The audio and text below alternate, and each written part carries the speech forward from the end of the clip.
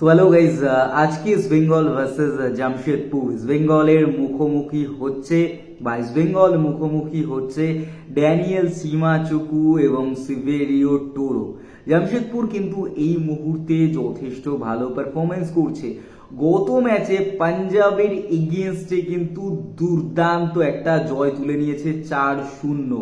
তো সেখান থেকে দাঁড়িয়ে তাদের যে মিডিও রয়েছে মঞ্জুরও কিন্তু একই জায়গা থেকে মানে 80 to 90 মিনিট, বলা যায় 85 to 90 মিনিট, ওই যে টাইমটা ওখানে কিন্তু দুটো গোল একই পজিশন থেকে নিয়েছে।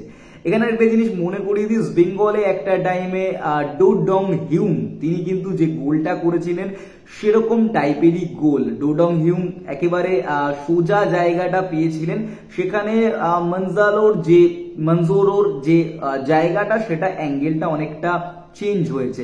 মানে একই টাইপের দুটো গোল বা একই রকম গোল ডংয়ের ক্ষেত্রে হোক বা মঞ্জুরোর ক্ষেত্রে হোক, একই টাইপের গোল। এবং ফ্রিকিক মাস্টার কিন্তু এই মুহূর্তে মঞ্জুরো, তাকে কিন্তু গণ্য করা হচ্ছে। ক্লেটন ডে সিলভার ইস্ট বেঙ্গলে আমরা ফ্রিকিক দেখেছি দুর্দান্ত কিছু, এবং জামশেদপুরেও কিন্তু সেরকম একজন মিডফিল্ডার রয়েছে। তবে ড্যানিয়েল চিমাচুকু এবং সিভেরিও টোরো, ড্যানিয়েল চিমাচুকু কিন্তু নিজেকে প্রুভ করেছেন জামশেদপুরে গিয়ে। অন্যদিকে দাঁড়িয়ে সিভেরিও টোরোরও কিন্তু ছোট ছোট কন্ট্রিবিউশন রয়েছে এই টিমটার ক্ষেত্রেও। তিনি সেকেন্ড লেগে জয়েন করেছেন এবং এটাও তিনি বলেছেন যে এই টিমটার হয়ে বা কোচ খালিদ জামিল যে ধরনের ফুটবলটা খেলান সেখানে তিনি সেট করেন। তো দেখা যাক ইস্ট বেঙ্গলের এগেইনস্টে কতটা ভালো পারফরমেন্স দেয়।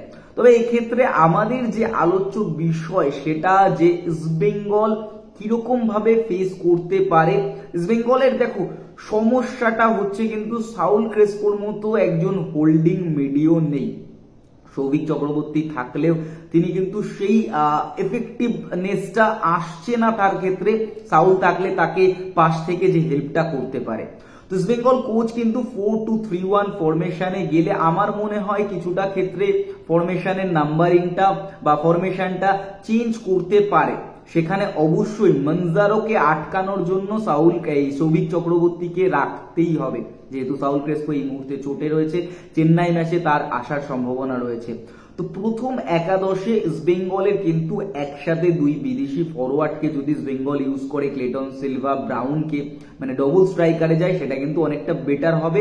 আর ভিক্টর যে পারফরমেন্সটা দিচ্ছে ভাই, ভিক্টরের সাথে খেলার মতো ওই যে জায়গাটা, ভিক্টরকে যেহেতু অনেকটা ডাউন খেলানো হচ্ছে সৌভিকের পাশে, তো ভিক্টর এবং সৌভিকের মধ্যে কিন্তু সেই আন্ডারস্ট্যান্ডিংটা তৈরি হচ্ছে না।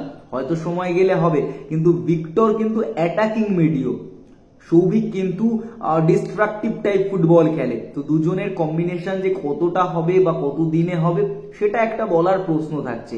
তবে যদি ভিক্টরকে ওপরে ঠেলে দিয়ে একদিকে নাওরেম থাকলো, একদিকে নন্দা থাকলো, তার উপরে ক্লেটন ব্রাউন থাকলো, তাহলে কিন্তু ভিক্টর অনেকটা বেশি অ্যাটাকিং জোনের প্লেয়ার পেয়ে যাবে নিজের অ্যাটাকটাকে আরো ভালো করে বিল্ড করার জন্য। 1-2 খেলতে পারবে, ওয়াল খেলতে পারবে, থ্রু বল বাড়াতে পারবে, ক্রস বাড়াতে পারবে, নিজে লং রেঞ্জার নিতে পারবে। এবং ব্রাউন ক্লিটন একসাথে বক্সের মধ্যে থাকলে তাহলে কিন্তু গোলকিপারকে প্রচন্ড পরিমাণে ডিস্টার্ব করতে পারবে। এবং এই যে প্রথম একাদশ, এটা তো কোচ অবভিয়াসলি সেট আপ করবে। আমরা জাস্ট আমাদের ওপিনিয়নটা দিতে পারি যে সুখান গিল গোল পোস্টের তলায়, হিজাজি চুংনুঙ্গা সেন্টার ডিফেন্সিভ পজিশনটা থাকলো, মানে সেন্টার ব্যাক পজিশনটা থাকলো, দুদিকে থাকলো রাকিব এবং নিশু, এবং ডিফেন্সিভ ব্লকার হিসাবে সৌভিক, তার উপরে ভিক্টর, দু সাইডে নন্দা এবং নাওরেম, তার উপরে ক্লেটন এবং ব্রাউন। এরকম যদি একটা প্রথম একাদশ হয় তাহলে আমার মনে হয় উইং অ্যাটাকটাও বেশ হবে। দুটো উইং এ প্রচন্ড পরিমাণে গতি থাকবে। তার পরবর্তীতে ভিক্টরকে বেস করে কিন্তু অ্যাটাকটা আরো বিল্ড করতে পারবে ইস্ট বেঙ্গল। বাকিটা তোমরা তোমাদের মন্তব্যটা জানাও।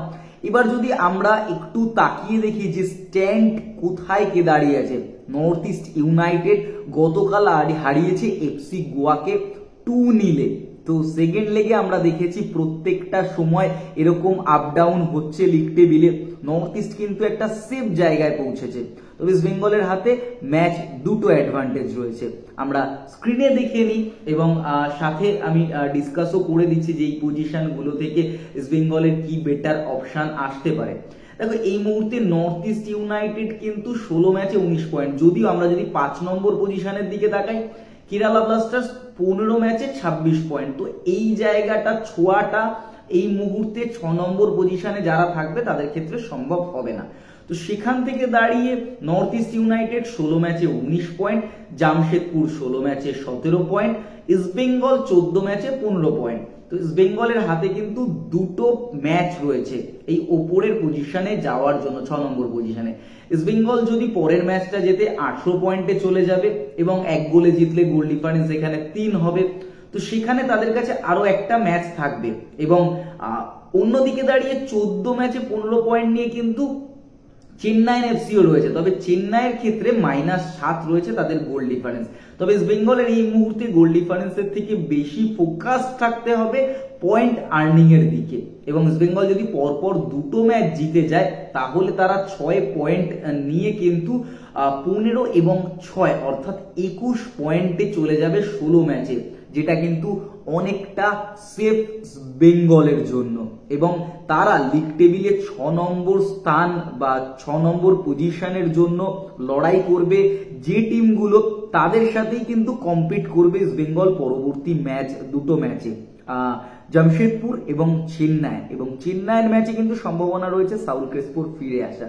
তো এটা একটা বেটার অপরচুনিটি ইস্ট বেঙ্গলের জন্য এখান থেকে ব্যাক করা। দেখা যাক কার্লোস কুয়াদ্রার ম্যাজিকে কালকে ইস্ট বেঙ্গল আবারও জয় ফিরতে পারে কিনা। তোমাদের কি মতামত অবশ্যই কমেন্ট বক্সে কমেন্ট করে জানিও। দেখা হচ্ছে আগামী ভিডিও।